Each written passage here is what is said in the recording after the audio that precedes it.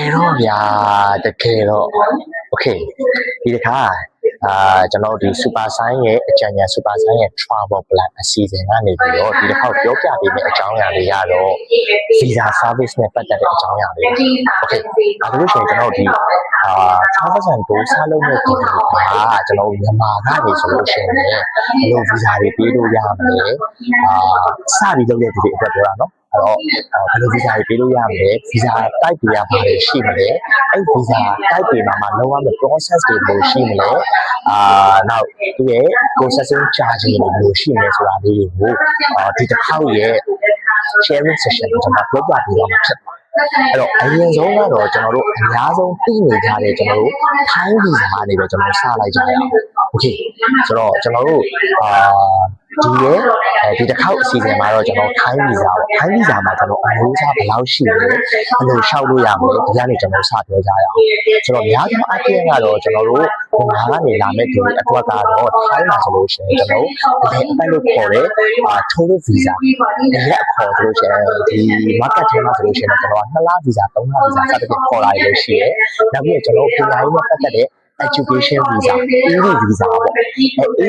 ED visa မှာကျွန်တော်တို့ကရိုး language school ED visa ရှိတယ် university ED visa ရှိတယ် university ED plus visa ရှိတယ်နောက်ပြီးပါပြီဆိုလို့ရှိရင်ကျွန်တော်တို့အများဆုံးထပ်ပြီးတော့ရှောက်နေကြတဲ့ကျွန်တော် DTV visa ရှိတယ်ဟုတ်ပြီနော်ဒါကတော့9နှစ် visa လို့လည်းခေါ်တယ်ကျွန်တော်တို့က6လတစ်ချိန်ပြန်ထွက်လာလို့ remote job တွေ freelancer တွေအတွက်ကိုကျွန်တော်ဦးစားပေးပြီးတွားတဲ့ visa ဟုတ်ပြီနော်နောက်ပြီးကျွန်တော်အလုပ်ကိုင်လုပ်တဲ့သူတွေအတွက်မှာ visa 2မျိုးရှိတယ်။ဘာရှိလဲဆိုလို့ရှိရင်ကျွန်တော်တို့က company အလုပ်တွေလုပ်တဲ့သူတွေဆိုလို့ရှိရင်ကျွန်တော်တို့ကnon-B visa ပေါ့ business visa ဆိုတာရှိတယ်။နောက်တစ်ခုကကျတော့ကျွန်တော်တို့ကဒီblue collar job လို့ခေါ်တာပေါ့နော်။ဒီအောက်ခြေအလုပ်တွေလုပ်တဲ့သူတွေဆိုလို့ရှိရင်ကျွန်တော်တို့အလုပ်တွေလုပ်တဲ့သူတွေဆိုလို့ရှိရင်ကျွန်တော်တို့ကnon-app တွေရှောက်ရတယ်ကျွန်တော်တို့ဒီ channel worker အလုပ်လုပ်တဲ့non-app visa တွေရှိတယ်ဟုတ်ပြီနော် okay နောက်ထပ်တစ်ခုကကျတော့ကျွန်တော်တို့ကအသက်ကြီးပိုင်းတွေအတွက်ဆိုလို့ရှိရင်တော့ကျွန်တော်သက်ကြီး visa လို့ခေါ်တဲ့ retirement visa ရှိတယ်နောက်ပြီးပါပြီဆိုလို့ရှိရင်ကျွန်တော်တို့က PICO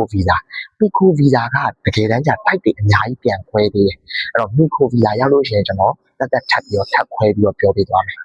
okay နော်ဟုတ်ပြီဒါဆိုလို့ရှိရင်အဲ့ဒီမှာကျွန်တော်မပြီးသေးဘူးနော်ထပ်ရှိသေးတာတွေကကျွန်တော်တို့က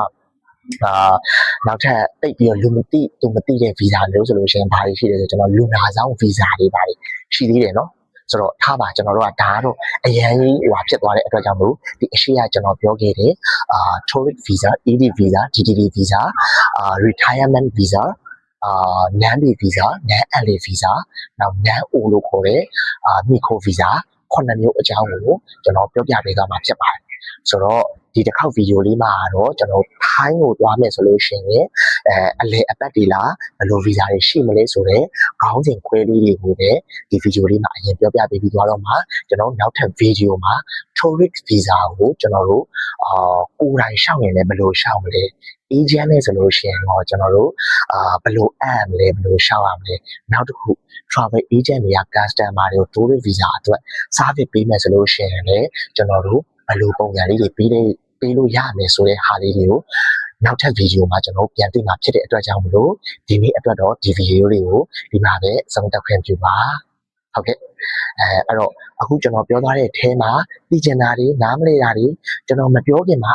ကြိုးပြီးအရင်သိကျင်နေတာမျိုးလူတွေရှိရဆိုလို့ရှိရင်လည်းအားမနာလည်းကျွန်တော်လာနေလို့ရပါတယ်โอเคအားလုံးပဲမင်္ဂလာညချမ်းလေးပါခင်ဗျာတကယ်တော့ဗျာတကယ်တော့super sign ပါ